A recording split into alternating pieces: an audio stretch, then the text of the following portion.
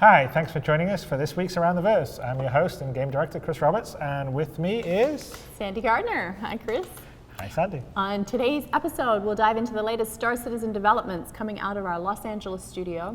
And while ATV mainly highlights content that's coming in future game patches, there is plenty of gameplay that needs your help testing available right now. Yes, so backers can download the 2.5 alpha and explore around Crusader in the PU. Visit ArcCorp, check out their ships in the hangars, dogfight against Vandal or fellow players in Arena Commander, or try their hand at racing on one of the Murray Cup tracks. Yeah, lots to do. And any bugs you find or feedback you have, please let us know on the forums and the Issue Council. All of your input is such a critical part of the process. Yes, it absolutely does. It's especially critical as we get more and more new players joining us every week, looking at it again with fresh new eyes. We have new opinions. So newer veterans, Star Citizen would not be possible without you, and we'd really like to thank you. Yes, we would. And the support of our generous subscribers as well, who help us to provide these behind-the-scenes shows and tons of other weekly content. Yeah, definitely. A big thank you to everyone. All right, so let's get on to the rest of the show. So let's go to Eric to learn what's happening with the LA studio. Hey everyone, I'm senior producer Eric Kyron Davis with your studio update. Here in Los Angeles, we not only get the chance to work on elements for the upcoming Persistent Universe releases, as well as Squadron 42, we also work on some larger foundational systems that affect both games. Let's start with engineering lead Paul Reindell and team to tell you a little bit about what they're working on. The major things we're working here right now, obviously, is iTwist 2.0 finishing out. Mark's doing a great job of finishing all the ships to get ported over to the new system. We're currently working also on the room system and the interaction system, which is the whole system where we place different module rooms, put them together, and you can define atmosphere. And if something destroys, blow off a door, the atmosphere goes out, the player will die. And at the same time, we're also building the whole interaction linkage system, which allows us to place different objects in a level, and designer can just draw an interaction link. For example, they make a button here and they make a power plant here, and now they can just draw an interaction link oh, if I press that button, this power plant goes on and off, which is a huge pre-requirement for getting all those dynamic missions working in multiplayer, since CryEngine flow graph system is just not working in multiplayer. So we have to replace that all. But Chad's doing a great job working on that, and that's all a pre-requirement for our single-player campaign, but also for the whole PU mission system. Hi, my name is Chad McKinney, and I'm a gameplay programmer here at the Los Angeles studio. I'm going to be talking about interaction linking and the room system. So this level demonstrates the room system and atmosphere containers. The room system and atmosphere containers are used to create boundaries for our space stations and ships and places in the game where we want there to be pressurization of different gas levels. It's something that we've to date faked in the game with the airlocks, and if you go into an airlock without a spacesuit, you'll die. But the system in place that does that isn't very general, and it doesn't allow for emergent gameplay. What we're working on now is a system that is a more proper way to handle pressurization and depressurization in the game. And it's still pretty early days for this. As you can see, this test level just has some basic boxes and shapes that define the room volumes. And we have some test assets in here just to play around with it. The spheres that are inside these volumes represent the atmospheric composition. So here the blue spheres are oxygen, and the red spheres indicate that that room has been filled with carbon dioxide. The room system uses three main types of entities. One is the atmosphere container, which is the thing that has the atmospheric composition. So for instance, if I come over here and look at this debug output, I can see that the composition in this particular room is 0.8% oxygen and 0.12% carbon dioxide. But if I walk into space, I have nothing. There's no atmosphere here. So the atmosphere container is a very important part. The next one is the room. The room indicates the volume and the boundaries for the atmosphere that's connected to it. Later on, this will also be used to indicate security and power connectivity. But for now, we're just working with atmosphere. So that's atmosphere containers, rooms, and then the third important type is the room connector. So here, there's the yellow box around this door. This yellow box indicates that there's a connection between this room here and outer space. Now, the room system uses these room connectors to try to create pressure equalization between different areas, between the two spaces that the room connector connects. In this instance, the room connector is connecting a room to outer space. So if I open this door, the oxygen levels in the room are going to drop. If I walk into the room, we can get some debug output to see that, yes, the pressure in the room is dropping rather quickly. And the pressure in the adjacent rooms is also dropping, although less quickly because it has to traverse through the room connectors. Now, having a system like this is really nice because it allows for more emergent gameplay. I could, for instance, close this door and close this door off and keep the pressure, or keep the depressurization localized to a certain space. Or I could reopen the door and allow for the oxygen levels in the other room to fill up this space so that the people on this side of the space station don't die. As you can tell, the room system is still pretty early days. We just now hooked it up to audio, and we plan on hooking it up to the player behavior and visuals soon. But for now, we're still developing it, and I look forward to having this into Star Citizen, which I think is going to allow for some rather interesting gameplay. So by now, you guys have started to see the new interaction system start to come into 2.5, as well as the new content that we've been putting out, for instance, in the demos at Gamescom and CitizenCon. The new inner thought system gives contextual information for objects and items in the game that you're interacting with. One useful tool that we use with those interactions are something called interaction links. Interaction links allows the designers to create relationships between items so that you can build up more interesting behavior from smaller and more modular pieces. As an example, here in this test level, I've set up a door that is connected to a laptop and a power generator. In any given level, you can have a door that has certain interactions like open and close, but you might not want the player to actually directly interact with the door.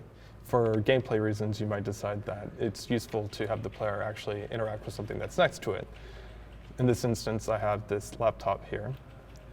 The laptop has an interaction for an open and close, which is defined in DataForge. In DataForge, we can assign certain values, such as sendable, linkable, and locked by links. And this just means that we can actually link this interaction to something else. Linkable indicates that it can be linked to by a different interaction. And locked by links means that we're going to share the locking, which is the semantic locking and unlocking of the interaction. So here we've set up this laptop, and in the interaction links panel, we've created a link which has its source output open connected to the input doors interaction of open, and the same thing with close. This means that if I go into the game, instead of going up to the door and interacting with it, instead I can come up to this terminal and use the open interaction, which will then open the door. I can also use the close interaction, and back and forth.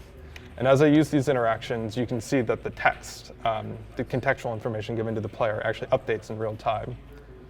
And this happens because of the semantic state sharing that's implicit in the interaction links. Now, this doesn't have to be with just something that we walk up to and interact with, but anything that supports interaction links. I've also set up a proximity sensor here that will open the door and close the door whenever I've entered the area here. So if I walk in, the door opens. And if I walk out, the door will close again. What's nice about this is it allows us to have self-contained behavior. So for instance, in this case, a proximity sensor, which then can be hooked up to something else to build up a more complex behavior, which is walking into an area and a door opening. But we can hook up the same proximity sensor to anything else. For instance, I could hook up the same proximity sensor to a trap that maybe opens a door and sucks out somebody into space, where they would then die. So yeah, that's the basics of interaction linking. You set up interactions in DataForge, and then create interaction links in the interaction link panel, and then just use them in the game. So that's interaction linking and the room system. Still a work in progress. There's a lot of work to be done with this stuff, but I look forward to working on it, continuing going forward. Interaction linking is some really exciting tech because it will help us allow everything from simple button-to-action behavior and also more emergent behavior for networks of interaction links. So up next, here's an update on the Drake Buccaneer being built here in Los Angeles. So the Buccaneer is meant to be Drake's answer to dealing with fighters, so ships like the Hornet and the Gladius and the Sabre. It's sort of in that class of ships. It's purpose-built just for combat, with a bit of a pirate flair to it. So its intention is to be super fast, super maneuverable, but very flimsy, so it can't really take that many hits. So you can see this reflected in Jim Martin's concepts. So you'll notice that the ship has these gigantic engines to emphasize speed. And some of the changes that we're going to be making when we move into the actual full production of the ship is the wings. They have a very particular shape, which we're going to sort of make them a little bit smaller, a little bit sleeker to emphasize speed even more. And we're also going to be placing maneuvering thrusters all around the main engines in order to give it the maneuverability that it needs to basically outmaneuver a lot of the other heavy-hitting ships like the Hornet or the Super Hornet, which are essentially flying tanks. But this one will be a little bit more maneuverable. It just will not be able to take the hits. So with the Buccaneer, you're going to want to get in, do your damage, and try to avoid taking any damage. From a design standpoint, we also wanted the main gimbaled weapon on the belly of the ship to be usable at almost every stage of flight. So this includes having the landing gear deployed. And in its current stage in the concept, the landing gear is sort of blocking the firing arc of the gun on the bottom. So we're going to end up having to redesign the landing gears entirely for a couple of reasons. One, to give the gun the firing arc that it requires, and two, for performance reasons. We actually, we're trying really hard to make sure that all the landing gear tucks into the ship, so that way we can call that out in the game, so it's not eating up the resources the entire time in flight. Some of the other changes that we'll be making have to do with the cockpit. So you'll notice in the concept we've got right side entrance into the ship. We're actually flipping that over to the other side. So it'll be standard with all the other fighters where you enter on the left side. And we're also going to be changing a little bit of the shape of the nose to accommodate a fold out ladder so that players can actually climb in and out without any problems. To give you guys an idea of what really goes into setting up these ships, we're also going to give you a quick look at what's going on with the Buccaneer in its very early white box stages. So we're really just starting the big, production build out on this ship. Artists are wrapping up the Caterpillar and being able to move on to this now. I've been wrapping up work on the Herald, and so now working on to the Buccaneer setup. So a lot of this is still going to be temp or placeholder stuff as we're piecing this ship together, because we have to find out what are its custom animation needs or custom art needs or custom tech design needs before all those pieces can really come together. So what you'll be seeing today has a few oddities. The pilot, it's not using the actual animation template that the final ship will be using. You'll be seeing some fun oddities with the Herald animation, warping somebody through glass. Some of the maneuvering thrusters and the main thrusters are going to look a little bit awkward on the ship, but those are really just so we can take something that we have that works. In this case, the main engines on the Herald. We can just change some of the data, bolt those onto the ship, get something put together, and get something flyable really quick and start tuning it and to find out, okay, is this delivering on the goals that we want? Is this delivering on the gameplay that we want to have? Here we have the current white box on the Drake Buccaneer. So just a few of the quick highlights. We've got its size 1 and size 3 wing mounts. We haven't built out the missile launchers yet. That's going to be a little bit further into the gray box phase. Some wonderfully oversized temp engines on this thing at the moment. You can see that really big back here. A lot of this is just to get the ship up flying as fast as possible. If you notice any of these little dots littered around the ship, these are its maneuvering thrusters. So 24 total maneuvering, and then main and retro for 28 total thrusters on the ship. So let's just go ahead and climb in.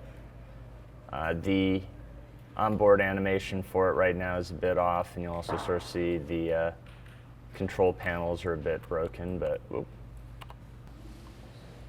So some of the other fun oddities of White Box, the ladders won't retract just yet. Giant mains, so you can see the fire shoot out of the front of the ship. But then just basic gameplay is what we get in the White Box. So all the controls, you can roll, you can pitch, speed up, slow down, anything basic, and then we just start getting the tuning set up from here. So the White Box is really just the basic functionality check. So we make sure it can start, it can stop, all its axial control, so roll, pitch, yaw.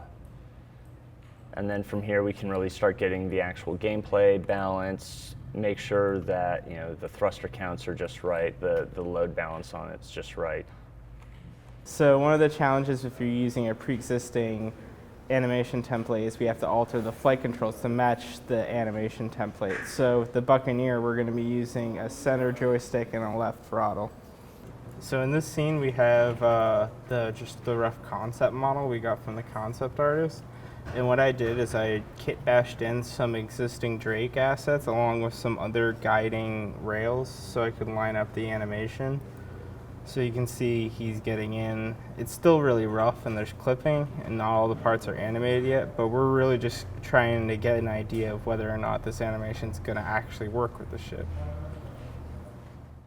So the concept itself, we're working really hard to make sure that we keep the spirit of the ship in its current iteration concepted out. So it's actually really common that we make tweaks to our designs when we move into production. And the reason why that happens is because the concept artist is focusing on communicating a specific feel to the player. So if it's meant to be a quick maneuverable ship, we want it to look quick and maneuverable. If it's meant to be a big cargo ship, you want it to look big and clunky, like it can't move. But what happens is when we move into production, we end up having to implement some standards for gameplay reasons. So this means, floors have to be a specific height, ladders have to be a specific height in terms of the rungs, the seats need to be a very specific way to accommodate for our characters. And that means we end up having to make tweaks to the concept to basically nudge it in the right direction to get it to fit properly. The changes that we make usually aren't big sweeping changes where we completely redesign the ship. It's just to make sure that it works properly with our game systems. So when this whole process is done, you'll be able to get your hands on an awesome ship, the Buccaneer, which is really meant to be the pirates' answer to the military ships. So we're talking about going against the Avengers, the Hornets. This is Drake's answer to that problem, the pesky law getting in your way. I know I'm really looking forward to adding the Drake fighter to my lineup. Other portions of the studio are digging deeper into 2.6 bugs. The art and tech design teams are delving into several different ships, as well as concepts, characters, and animations that I can't really spoil yet, but all you'll be seeing in the not too distant future. In other news, in LA, we're gearing up for the next week's live stream, and we'll have some more information out to you soon. Well, that wraps us up this week. Thanks for watching, and see you again next time. Awesome update. With item 2.0 being fleshed out with the room system and interaction linking, it really gives us a sense of how the designers will be able to create interesting gameplay and missions. Yeah, absolutely. So it's opening up a ton of new possibilities. Players will be able to approach the scenario multiple ways. They could charge in guns blazing, turn off the power to bypass security. Maybe they want to forget all that and just force open the airlock and vent everyone inside. So I really think the emergent gameplay that we're sort of working on will be a hallmark of Star Citizen, and it's exciting to see it all sort of come together to create such a complex system. It is, and it seems like scanning will also be a pretty big deal, with players gathering info and making tough decisions. Yeah, right, or making rush decisions with imperfect info, which can be a lot of fun too. So imagine having a ship flying towards a ship and not knowing whether they're friend or foe, or maybe your scan operator points out that a ship in the area has an uncomfortable amount of guns, so you decide to play it safe and steer clear. It's going to add a lot of nice complexity.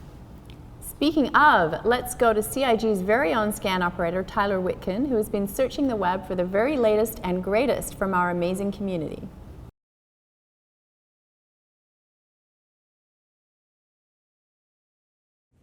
Hey everyone, Tyler Witkin, Community Manager in the Austin, Texas studio, here to bring you this week's Community Update.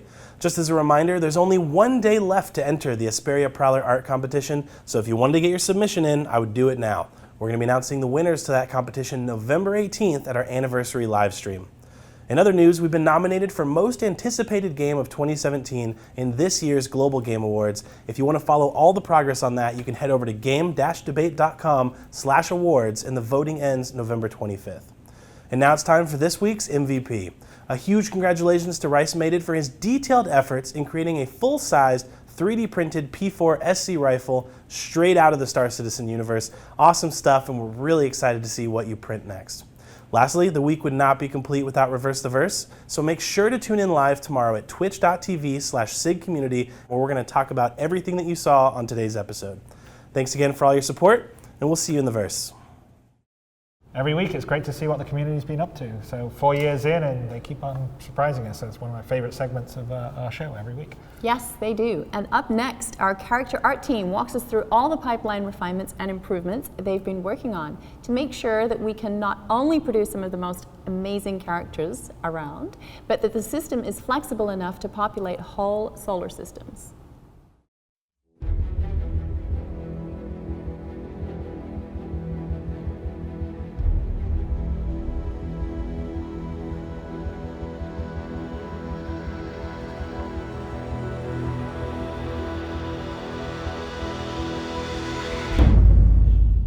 Hey, I'm Forrest. And I'm Josh. And we are going to take you through the character production pipeline from then until now. So speaking of now, we have a big character material library of steels and leathers and fabrics and all that kind of stuff. Yeah. And it's really easy to swap stuff between characters. Exactly. What was it like before in the old system? So the old system was a manual process. It was very labor intensive. You had to go into Photoshop, you had to go through each of your layers, manually mask out where each material goes. But you have to do that for every single character. So if you have 100 characters that are using a specific leather, for example, you have to update 100 character Photoshop files. Imagine updating 100 character Photoshop files as opposed to now, where you only have to update one. So that's a lot of work to do 100, obviously 100 Photoshop files for 100 characters. So now, since we're able to swap all these different pieces, though, it sounds like we are using one leather example for everybody. We spend a lot more time on that one leather because it's going to be seen everywhere. I mean, imagine dedicating resources to do a leather for 100 different characters. Imagine trying to keep it consistent across the board. It's going to be very difficult. And from an art director's standpoint, it's kind of a nightmare to deal with, right? Because you're all about consistency, right? Yeah, and maybe in different lighting scenarios, they were totally different. Where in the old system, in a dark environment would look bad with something, but it would look great, or vice versa. But now with this method, it's much more consistent. Yeah, it is consistent. The old method didn't really work with all lighting conditions either. So a lot of times if you had an extreme lighting condition, you would not only have to go to your Photoshop file to make sure that everything was correct, you would have to do a variant of that texture to ensure that it worked in that different lighting condition. And now you're getting exponentially more. With the method that we're currently using, it's flexible against all lighting conditions across all characters. Which is great. And one other thing that I really like about the new method is that when we zoom in, the fidelity of the textures is way higher than the older one.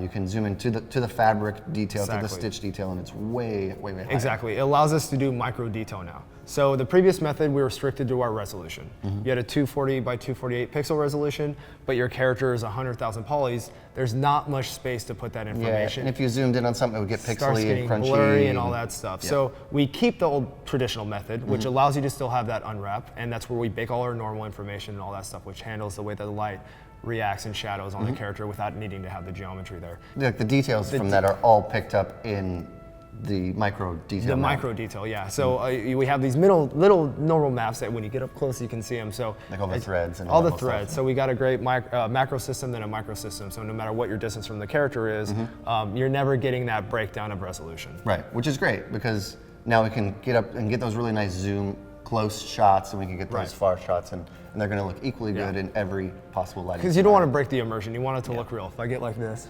Yeah. Right. Does that make you uncomfortable? No, we're good. Does that make you uncomfortable? So now that we have a really good then and now, right, of our character pipeline, Right. what is PBR? PBR stands for physical-based rendering. Physical-based rendering is the realistic approach to rendering game surfaces based on real-world measurements. A non-PBR model means that you have no real-world reference on how the materials will actually react in the real world. A physical-based rendering system, on the other hand, has a very accurate shading model to ensure that when the specular and the light hits a surface, it will react accordingly to how that surface would actually react in the real world. The Nomad character, for example, had both metal and fabric. In regards to PBR, that's two different ends of the spectrum. One is reflective and one is matte, which means that we had to ensure that all of our specular settings were correct, so when the daylight hits the model, every surface reacts accordingly. So the character pipeline is all the different types of phases that we're going to go through to create a character. It typically starts in concept phase, then it moves to a high poly phase, followed by a low poly phase, and then texturing and materials. 2D concepting is the very first step of character development, where a concept artist will provide ideation sketches provided by the design briefs. 2D concepting is very important in our pipeline because it's fast, it produces quantity of ideas, it's loose, we can explore a lot of different kinds of forms compared to working strictly in 3D. The reason we chose 3D concepting for the helmet with the Nomad is because it's very quick. Because it's already in 3D, it's really easy to transition to the high poly phase. And for the Nomad, it was a very tight time frame. Because we ended up choosing the 3D concept, we're actually very, very close to the end result and got to the high poly phase much quicker. High poly is usually the first step in 3D visualization of a character, and it's the first time as you start to assemble it together, you can start to see it come to life. And that's when we start to figure out a lot of the problems and a lot of the movements and most of the details that go into the character. And we flesh that out as far as we can to get the character as realistic and to the quality level that we want. And from that point on, it goes into the low poly modeling and retopo phase. So for the high poly phase of the Sand Nomad, we use a software called Zbrush. And what Zbrush is like, it's an amazing tool that allows you to go through different levels of detail. So for example, I worked on some of the arm for the Nomad character. And it's really easy to sculpt because I can kind of get a base topology down and get the shape and the silhouette of the character.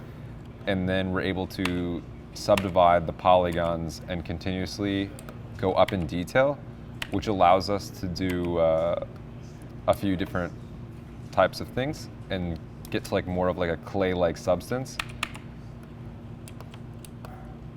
And as you can see, the character gets more and more detailed as we go up in subdivision. So this would essentially be like a base mesh that we start working with, and we get some of the rough shapes and kind of start filling out where all the assets go on the character and what essentially it's going to look like, kind of, you know, get a few different reads of the character. And then we could subdivide him up. And once he's subdivided and we've done all the passes, all the sculpting passes on the character, we start to see our first real iteration of what the character could look like. And in this situation, we can kind of move around different lighting, see how it reacts with some of the shapes. Now, we're not really trying to like capture any materials or anything like this. At this stage, we're essentially just looking at the character as a whole, from a first read to a second read to a third read, getting all the levels of detail in, from some of the bolts to the belt to the way the fabric folds work, yeah, and kind of how the character might actually look when he's brought into game. And Zbrush is a critical component of our pipeline, and that allows us to subdivide the model and get really, really high resolution so we can see the character at its most detailed phase. The process for the low poly for the character team is pretty straightforward. We use Maya or TopoGun in terms of software, and our goal is to capture the silhouette as much as possible while keeping it within limits that are required for the game. The process for doing low poly in the character team, we use Topogun or Maya to create it. Our focus is on capturing the silhouette and making sure that the geometry isn't too high, and then it will kill the frame rate in the game. A low poly mesh is a simple mesh that is built up of quads and triangles to give us an approximation of what our high poly sculpt is. So it'll end up being little squares that build up the entire character. Our character pipeline uses a specular physical-based lighting model. So what that means is when the light hits a surface, we define on the surface through the specular channel exactly what type of surface that is. So here we are in a test map where we're doing some look dev on some materials for the Nomad. To show you some physical-based rendering stuff. Right here we have a gold polished material. Right here we have a very basic generic metal. And then right here we have a just very rough microsurface pattern, so it doesn't have much reflection. So if I come over here in my gold, I'm going to go ahead and go to my glossness, which is essentially a roughness value. And when I drag it down, you can see that we start losing the perfect reflection until it becomes all the way matte. That is because we're essentially making the surface to simulate more roughness. The more roughness you have, the more the specular is going to distribute across the surface, which is essentially a simulation for heat distribution. So over on our character, we have this really slick way of actually swapping out all the materials and doing all this really awesome kind of thing. So let me go ahead and get up in here and that sounds weird. So let me go ahead and select the best armor right here, and we're going to try to play with these materials a little bit and kind of show you the system that we're working with. So over here we have our diffuse tint, diffuse wear, some gloss overrides. We have our blend maps right in here. That way we can mask out the different areas that we want the materials to come through. Then we have our wear, dirt, and ambient occlusion, and then our unique normal maps. So under here you have our color, so we're able to tint the different objects. So let me go ahead and just kind of make this armor piece white. And what's cool about the system too is I could come over here to my armor piece and I could just quickly swap out exactly what material is being referenced. And to make something like this gunmetal, I start over in Substance and create a series of unique materials. And then I start compositing them to basically create a type of composite metal. So multiple different metals, start combining them, then you get this really cool looking kind of composite, which is a little more interesting than a pure precious metal because it has some kind of diffuse color and detail in there. And we export our maps and we just bring them into the engine. All right, so let's come over here and let's go ahead and let's say we wanted metal pants. Why wouldn't you want metal pants? And I think I'm gonna go with a bronze. Look at that, isn't that fabulous? In fact, that is just so wonderful that I wanna make his undershirt the same. Let's go ahead and make that undersuit bronze. Oh, look at that. Up here, we have a cloth attachment that actually kind of moves around when you rotate the character.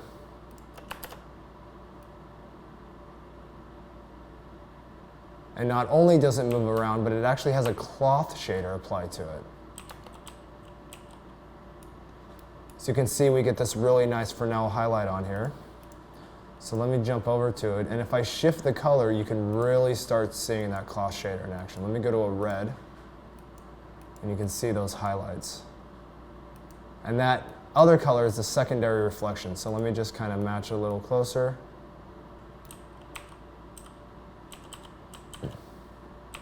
Really nice red. So I'm gonna go ahead and take that red and we have a couple settings here. We have a little diffuse fall off so I could strengthen it or lighten it.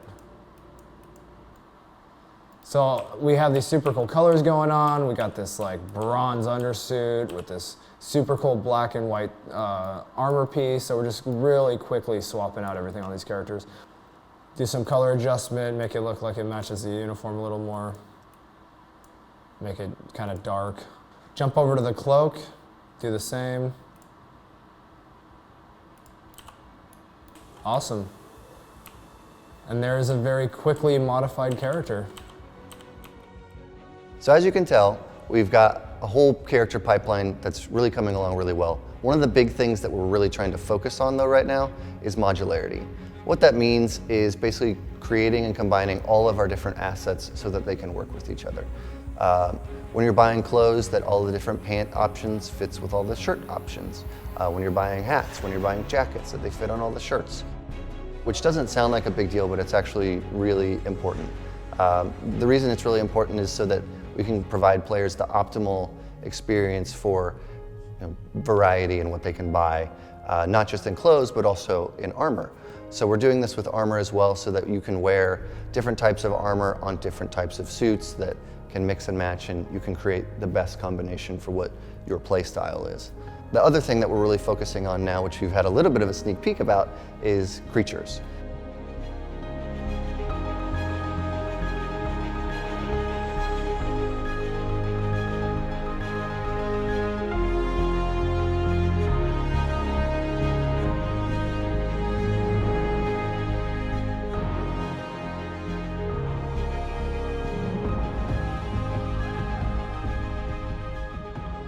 So in the future, we're going to be doing all these awesome characters, creatures, worms, as you've seen, insects, alien life forms that are going to fill out these awesome worlds.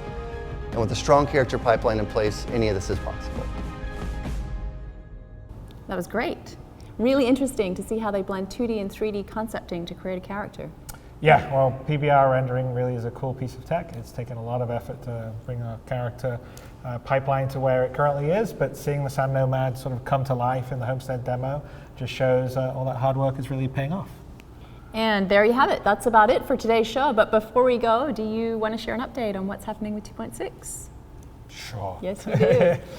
All right, so for Star Marine, design's finished with the latest round of adjustments on the Damien map, which is our smaller space station combat map. And it's been handed back to Art for their pass while design moves on to Echo 11, which is the sort of bigger map that's based on an asteroid base. We've been working on improving our hit and death reactions to make them feel more satisfying. Animation's also been doing some further testing on combat signaling and the emote system to see if an override animation solution or an additive solution will produce better results. Let's see, the new Arena Commander mode Pirate Swarm is in testing along with new IA profiles that are currently being balanced. The VFX for the new pickups are in now, so audio can begin their pass. Just as a note, audio usually one of the last teams to touch things because you don't want to have everything change and they have to change their sounds afterwards. Let's see, a couple of interesting blockers popped up this week as well, and Vandal Swarm players and AI were getting placed on the wrong teams. Seems Warlord and Vixen weren't quite as trustworthy as they seem. Tech design had a strange bug where a mysterious force pushed players away when they had to enter ships with interior grids, and if you tried again, it would kill you, so that's not very good. We also had a bug with the Herald where the cockpit windows turned opaque, so you couldn't see out of them, and therefore pretty hard to fly. So in speaking of the Herald, both the Herald and the Vanguard Hoplite are receiving the last round of polish for their up-and-coming release into the 2.6 alpha. There you have it, everyone. And to get more insight on everything Star Citizen, make sure to tune in tomorrow at 11 a.m. PST, 7 p.m. GMT, and 8 p.m. in most of Europe for Reverse the Verse. The team here in LA will be answering questions on what we just showed. Yep, and also wanted to let everyone know that ATV will be on hiatus next week as everyone gears up for our anniversary live stream, which is on Friday, November 18th. We'll have more details about what to expect on the website, so be sure to check it out. And until then, we will see you around the verse.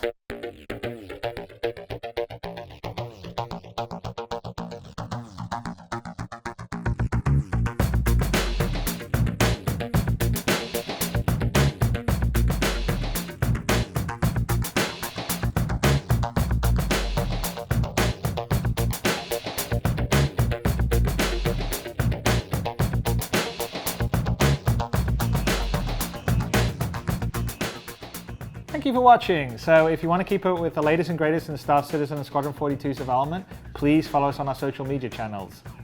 See you soon.